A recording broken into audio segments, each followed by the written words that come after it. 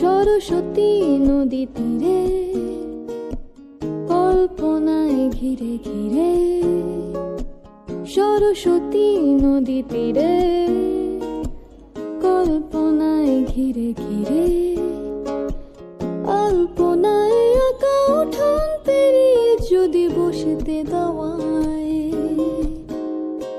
তাহলে দেখতে পেতে আমার প্রেয়সী তুমি সিঁদুর দিয়ে। ভ্রমর কৃষ্ণ চোখ দুটি, ঠোঁট গোলাপ যেন খুঁটি খুঁটি।